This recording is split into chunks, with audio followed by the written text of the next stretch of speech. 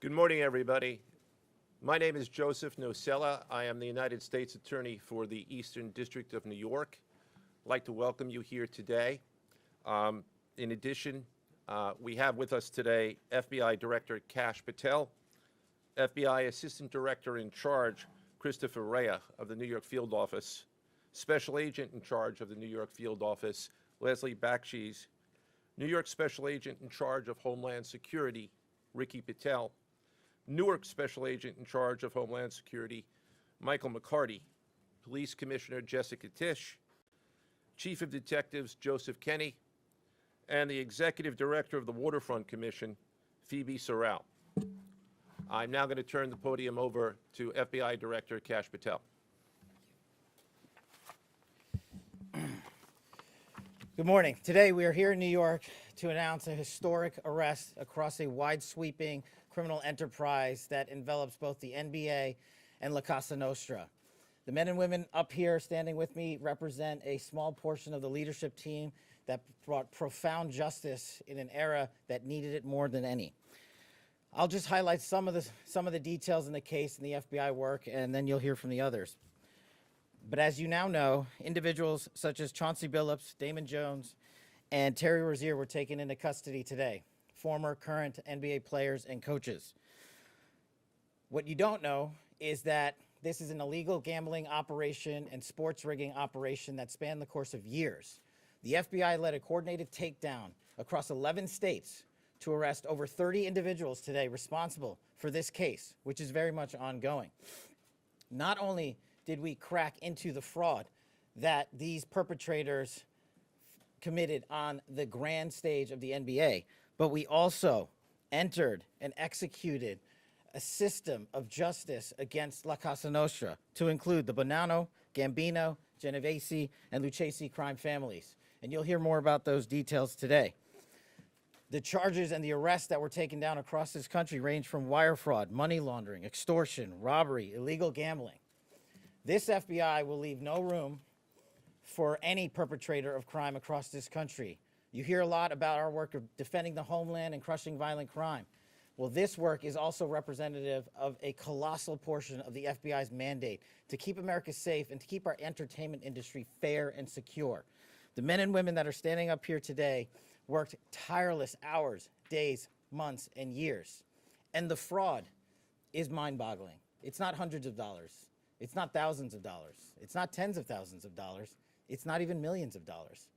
We're talking about tens of millions of dollars in fraud and theft and robbery across a multi-year investigation.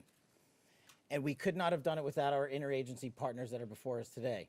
The NYPD, HSI, and teams of law enforcement officials from around the country made this day possible. It takes a team to bring this kind of justice, sweeping justice, into the halls of the United States courtrooms, where our brave United States attorney has led this prosecution. It takes courageous prosecutors to stand before you and say, we will not allow this kind of illicit activity to happen, not only at the national sporting level, but also where it hides in La Cosa Nostra. And when these two collided together, they perpetrated a fraud that is historic in terms of not just money, but the scheme and the deceit that they utilize to steal and swindle people from money, to include crypto fraud. This is an operation that showcases to you that under President Trump's administration, there is no room for any type of criminal behavior, be it on the world's largest stage or in the back rooms of tiny parlors where guard games are being played. We are proud to stand here today with the men and women of the FBI and this legal team. And to the United States Attorney, I just want to thank you personally for taking the time to display the work that the media is about to hear about today in detail. As I said, it does take courageous prosecutors, but it takes a courageous United States Attorney to bring this case, because we are going to take heat for it. But we don't shy away in this administration. We don't say no. What we do is we bring the results across the finish line. We bring them to the public. We bring you accountability. And yes, they will have their day in court, and you will hear the evidence through the court system exclusively. We will not deny anyone of due process. And that's the brilliance of this system. That's the brilliance of this administration. Everyone will be held to account. So with that, I turn it over to United States Attorney Nocella. Thank you. Thank you, Director Patel. To be clear, we're announcing today indictments in two major cases, both involving fraud. One involves sports betting, and the other involves illegal gambling, very specifically rigged poker games. The first indictment involves 6 defendants who are alleged to have participated in one of the most brazen sports corruption schemes since online sports betting became widely legalized in the United States. This scheme is an insider sports betting conspiracy that exploited confidential information about National Basketball Association athletes and teams. The second indictment involves 31 defendants alleged to have participated in a nationwide scheme to rig illegal poker games. These defendants, which include former professional athletes, used high-tech cheating technology to steal millions of dollars from victims in underground poker games that were secretly fixed. The games in the New York area were backed by the Bonanno, Gambino, and Genovese crime families of La Cosa Nostra. While the cases are separate, there are 3 overlapping defendants charged in both cases: Damon Jones, Eric Ernest, and Shane Hennon. The indictments in these cases contain only allegations, and the defendants are presumed innocent until they are proven guilty in a court of law. But my message to the defendants who've been rounded up today is this: your winning streak has ended. Your luck has run out. Violating the law is a losing proposition, and you can bet on that. First, I would like to talk about United States versus Ernest, the NBA basketball gambling case.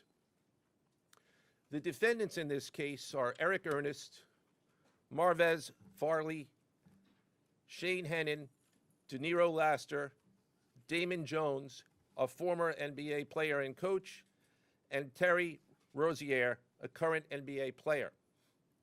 Other co-conspirators were previously charged for their roles in the scheme, including former NBA player Jonte Porter. Between December 2022 and March 2024, these defendants perpetrated a scheme to defraud by betting on inside, non-public information about NBA athletes and teams. The non-public information included when specific players would be sitting out future games, or when they would pull themselves out early for purported injuries or illnesses. They relied on corrupt individuals, including Jones and Rozier. They also misused information obtained through long-standing friendships that they had with NBA players and coaches.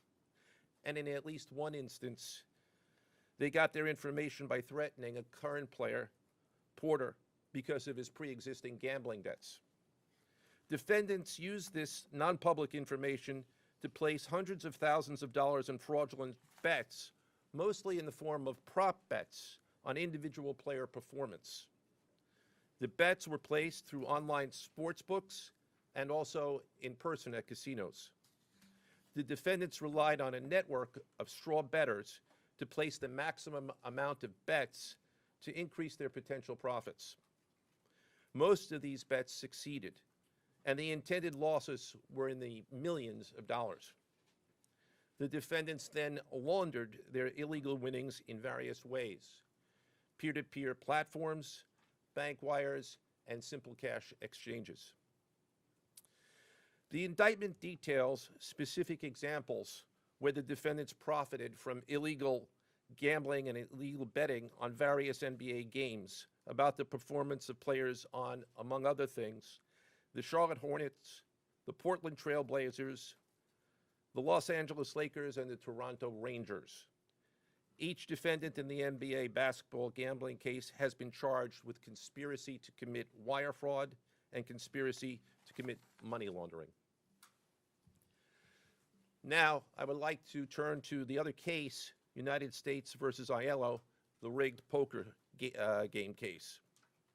Beginning as early as 2019, the defendants in this case orchestrated a scheme to use wireless cheating technology to run rigged poker games across the United States, including in the Hamptons, Las Vegas, Miami, and Manhattan. The scheme targeted victims known as, quote, fish, who were often lured to participate in these rigged games by the chance to play alongside former professional athletes who were known as, quote, face cards.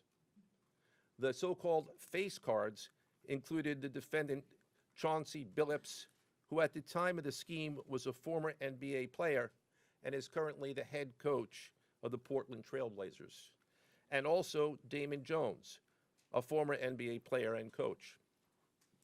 What the victims, the fish, didn't know is that everybody else at the poker game, from the dealer to the players, including the face cards, were in on the scam. Once the game was underway, the defendants fleeced the victims out of tens or hundreds of thousands of dollars per game.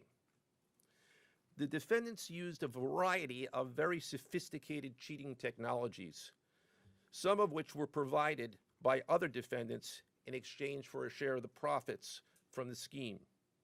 For example, they used off-the-shelf shuffling machines that had been secretly altered in order to read the cards in the deck, predict which player at the table had the best poker hand, and relay that information to an off-site operator.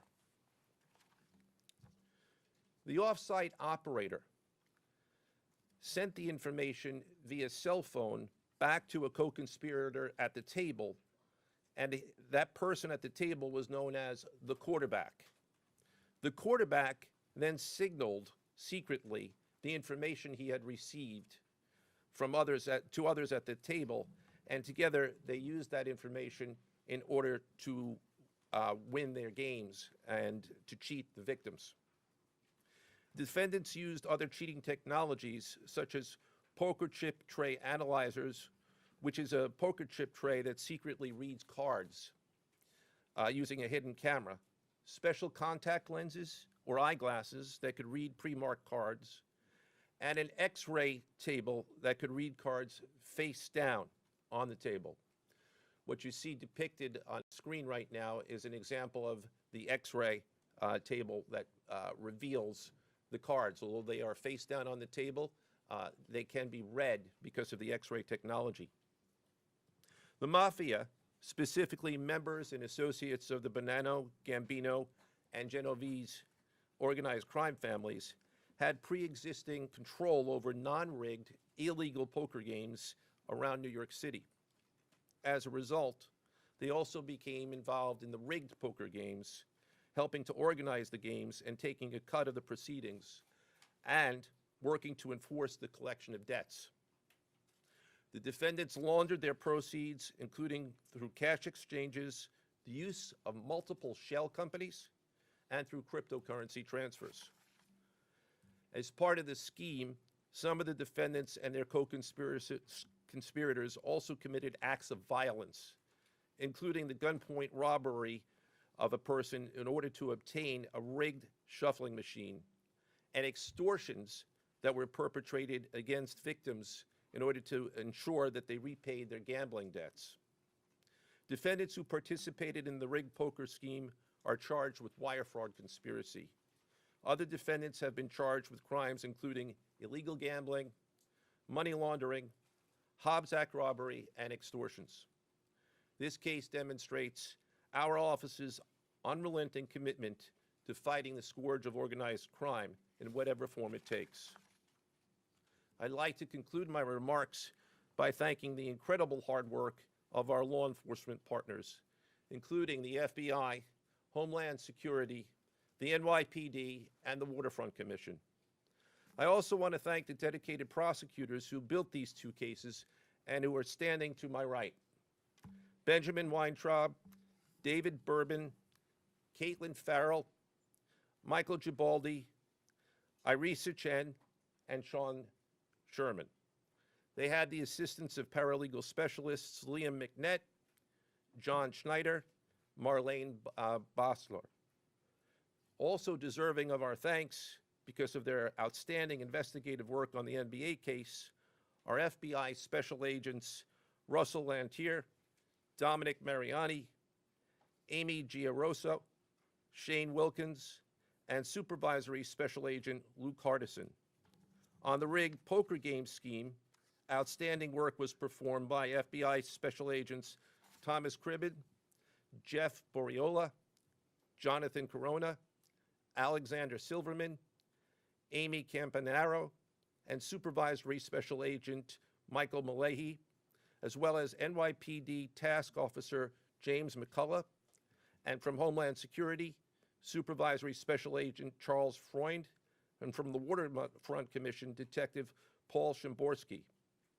Finally, I want to note that the investigations in both cases are ongoing, and we encourage anyone with information about either scheme to please contact the FBI.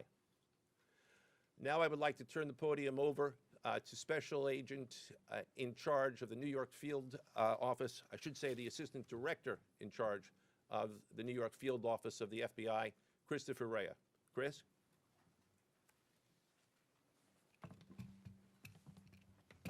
All right, thank you, Joe.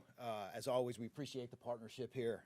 Can't do any of this without you and your team, so thank you. Also want to publicly thank the director for coming down from D.C. The director's a very busy person, and for him to come down should tell you the importance of this historic case. I'm Christopher Rea, the Assistant Director in charge of the FBI New York Field Office. Today, as you've heard, our office conducted a massive nationwide takedown from 2 indictments of 34 defendants for their alleged involvement in 2 separate illegal poker and sports betting schemes where, as you heard, the odds were rigged in their favor. Among these defendants are 13 members and associates of the Bonanno, Gambino, and Genovese crime families, to include capos and soldiers from these families. Additionally, as you heard, current and former NBA coaches and players are also implicated, to include Chauncey Billups, Damon Jones, and Terry Rozier. 3 of the named defendants are charged for their alleged roles in both schemes. This alleged illegal gambling operation hustled unwitting victims out of tens of millions of dollars and created a financial pipeline for La Cosa Nostra to help fund and facilitate their organized criminal activity. Victims were attracted to play alongside well-known professional athletes and coaches like Chauncey Billups, only to be unknowingly deceived through rigged shuffling machines, fixing the odds in their favor, as alleged and as you just heard from the U.S. Attorney's Office. This alleged scheme wreaked havoc across the nation, exploiting the notoriety of some and the wallets of many to fund the Italian crime families here in New York. Let me be clear about this fact. The FBI has not and will never take their eye off the ball when it comes to Italian organized crime in this city, specifically the LCN and the 5 families here in New York. We are not going to permit any criminal enterprise, whether it be Italian organized crime, Asian organized crime, Eurasian organized crime. We're not going to permit any of those organized crimes, families, and organizations to operate in our city or our country, as evidenced by the 11 states that were also participating in this operation today. The FBI office here in New York remains committed to eradicating all unlawful revenue streams fueling this criminal activity. As with most cases we've worked, this is only the tip of the iceberg for the FBI and the U.S. Attorney's Office. Our LCN squad agents and analysts are continuing to work day and night with the Eastern District of New York to ensure members and associates of the 5 families cannot continue to wreak havoc in our communities. Today would not have been possible without the tireless efforts and dedication of the FBI New York Eurasian Organized Crime Task Force, which, as you heard, was led by Supervisory Special Agent Luke Hardison, and the Italian Organized Task Force, which was led by Supervisory Special Agent Mike Malahi. And coincidentally, Supervisory Special Agent Malahi is going out on a positive as he is retiring at the end of this month for 30 years of dedicated service to the FBI, and that deserves a hand. He's what we call a legend here at FBI New York. Additionally, obviously, we cannot do this alone without our partners. I want to extend my appreciation to Homeland Security Investigations Special Agent in Charge, Ricky Patel. Of course, we do nothing in this city without the NYPD. New York City Police Department Commissioner Jesse Tisch, thank you, ma'am, for all your work and all your resources that you dedicated to this. And New York Waterfront Commissioner Phoebe Soriel for their agency's assistance and support throughout this lengthy and complex investigation. Our collective efforts ensured these subjects will face accountability, like the director said, for their alleged wrongdoings. Thank you, and I'll now turn it over to Special Agent in charge of HSI, Ricky Patel.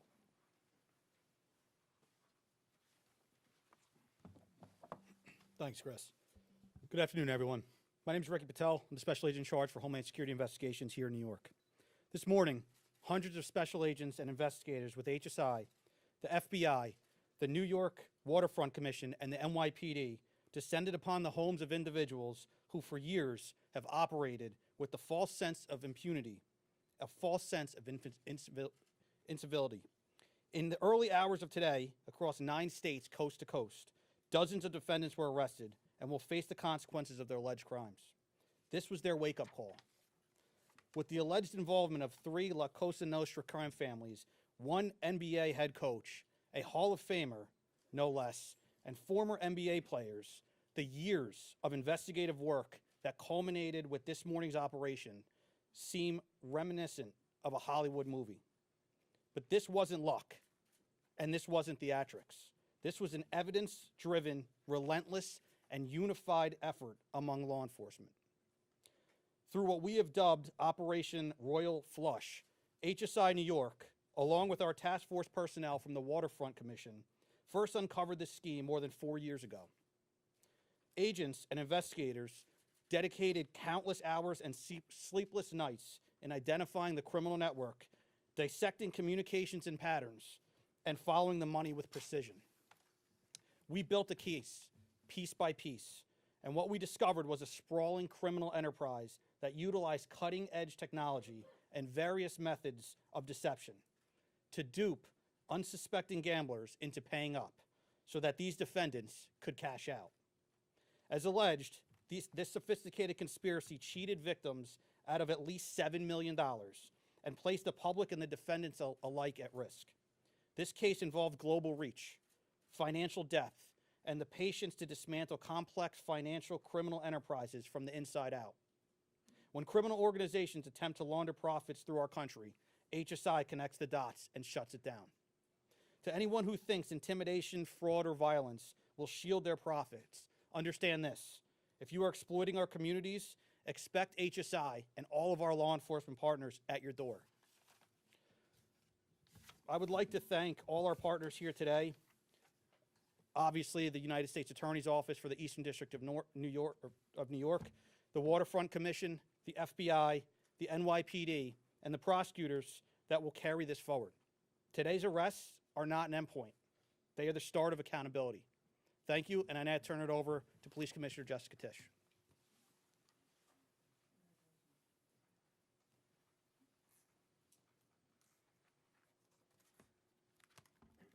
Good morning. Thank you to Director Patel, Assistant Director Rea, and U.S. Attorney Nocella. What we're announcing today is not just another takedown. It's the result of more than 2 years of coordinated investigative work by the NYPD's Joint Organized Crime Task Force and the FBI. 2 cases that exposed criminal networks led by 34 individuals who believed the rules did not apply to them. They hid behind layers of complexity, behind money, and behind influence, believing those things would shield them from accountability. The first case, Operation Nothing But Bet, exposed a gambling ring built around professional basketball, where players and associates allegedly used inside information to manipulate prop bets on major sports betting platforms. They placed wagers on unders on players to score less, rebound less, assist less, using information that was not yet public. In some instances, players altered their performance or took themselves out of games to make sure that those bets paid out. One example occurred on March 23rd, 2023, in Charlotte.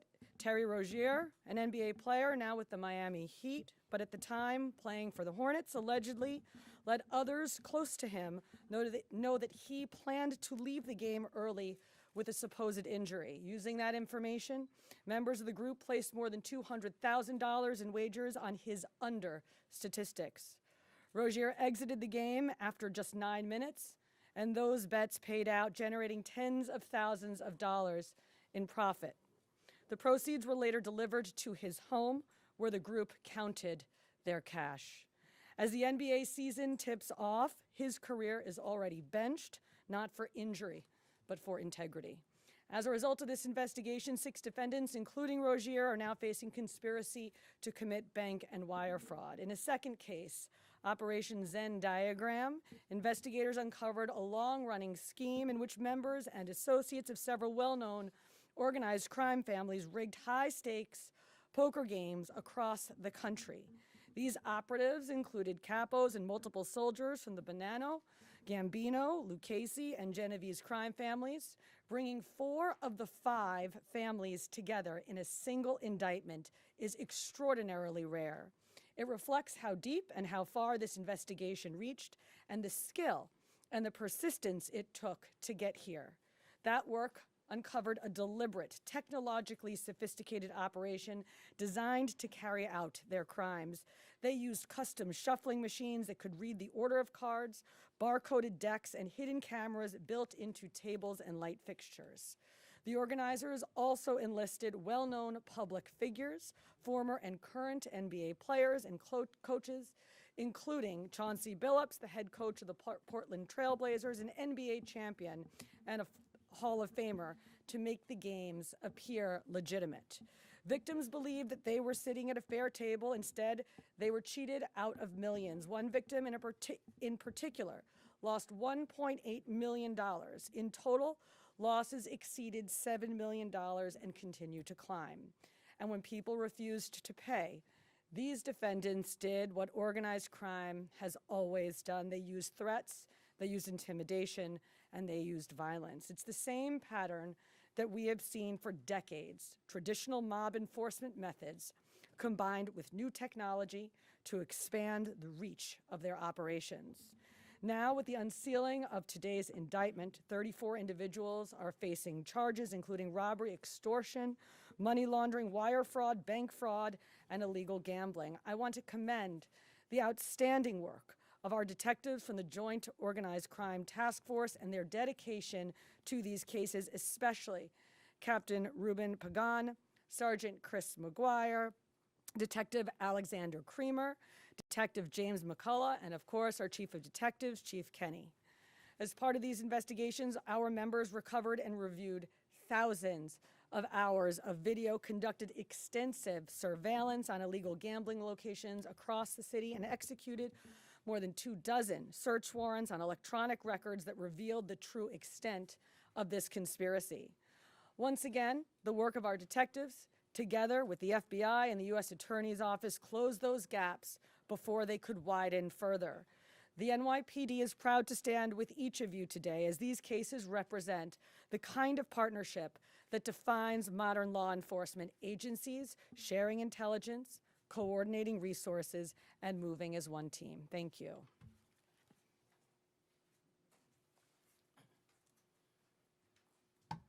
If anyone has any questions that they'd like to ask, now is the time. I had a question about the structure of the case. Is it the investigation into one case, did that lead into the discovery of the other? If you could talk more about the link between the two. I'm not at liberty to discuss either the background of the investigation itself or the investigation as it continues. So I'm afraid I can't really explain to you other than the fact that both cases have been unsealed today, and there was an overlap that has been discussed already with respect to certain of the defendants. Yes. Jose Porter claimed that he had a gambling addiction. Did Rozier or Billups or David Jones claim the same thing at all? With respect to any allegations or defenses that have been made by any of the defendants, they will have their opportunity to present them in court. We're not here to air those at this time or to discuss them. Yes. You said the investigation is still ongoing. There seems to be several players referenced in the indictments, some that may have potentially passed on information. Is there the possibility of future arrests of NBA players in connection to the sports gambling operation specifically? As I said, I can't discuss ongoing investigations. The investigation is ongoing, which by definition means that there will be further evidence uncovered at a minimum, and there's always that possibility, but I can't comment any further with respect to that. Yes? Thank you. Director Patel, you had said in your comments, we're going to take heat for this case. Why do you say that, and what efforts might you take to counter that? It's not popular to go after some of the defendants that we went after today, but justice is served blindly. And how do we countermand that? Simple. The unsealing of these indictments today shows the force of the Department of Justice and our great Attorney General and the leadership that we have at the FBI and the team here to specifically mete out justice. And look, let's not, mince words. This is the insider trading saga for the NBA. That's what this is. That's why we are going to take heat. But as the evidence comes out, as the indictments are unsealed, you will see the extensive work these men and women put in, countless hours over years, and that's how we countermand it. Director Patel, so the dates on these indictments that they were filed are October 9th and October 16th. Can you talk about the timing of moving in now? Why now? We will not publicly discuss the timing of when we do takedowns. I will only say that we do takedowns in a coordinated fashion with our law enforcement partners and the U.S. Attorney at the appropriate time to make sure that we ensure the integrity of the investigation, as the United States Attorney said, an investigation that is very much ongoing. Director Patel, you said insider trading for the NBA.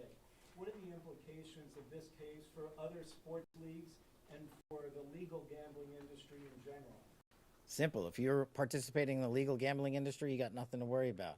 If you're participating in illegal conduct, you got everything to worry about, and this case shows it. Did the illegal conduct cross with the legal sports betting platforms in any capacity? And if so, is that the search warrants that the police commissioner just referenced? I'm not sure I quite understand your question. You're asking if the illegal conduct... If it crossed with, like, the sports betting industry, or the online sports betting industry in any capacity? The sports books themselves are victims in this case. They themselves did not, as far as our investigation is concluded, they did not perpetrate anything unlawful. Are you able to say which sports books or online outlets they use to make these bets? I'm not going to respond to that at this time, but that information will be made public. Yes? Can you identify the access point where these co-conspirators were able to recruit these, famous people to partake in the schemes? When you say the access point, They were able to recruit them? I'm not sure which case you're referring to. Both. So Well- Rozier, how he was recruited, Damon Jones in the NBA scandal, and then Billups for the poker game. We're not at liberty to say that at this time. That will be revealed in due course. Yes? No, he was being. What is your question, sir? Hey, thanks for being here. You just said that the sports books themselves are the victims, at least in the indictment involving Terry Rozier and others. They're among the victims. Okay, but those companies make, as we all know, they make a crazy amount of money off of a lot of everyday Americans make bets and mostly lose them. Are you concerned with a jury potentially not being sympathetic in a case where the victims, as you say, are these multi-million or billion-dollar gambling companies? Let me repeat that all of the defendants themselves are presumed innocent. We believe that at a trial, when they have the opportunity to present their defenses if they chose, because they're not required to. We will come forward with the evidence to demonstrate their guilt. Yes? Did the NBA cooperate with this investigation at all? The answer to your question is yes, the NBA has cooperated with the investigation. Yes, sir.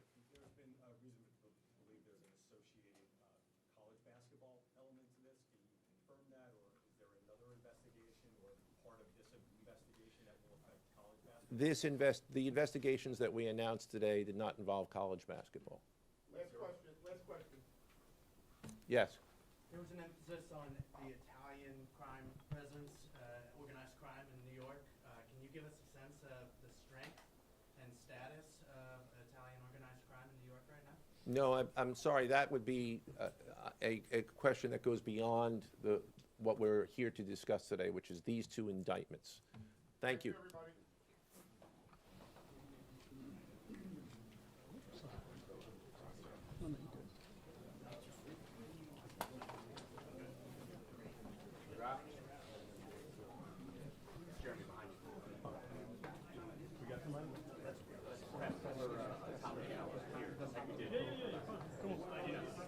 Thank you.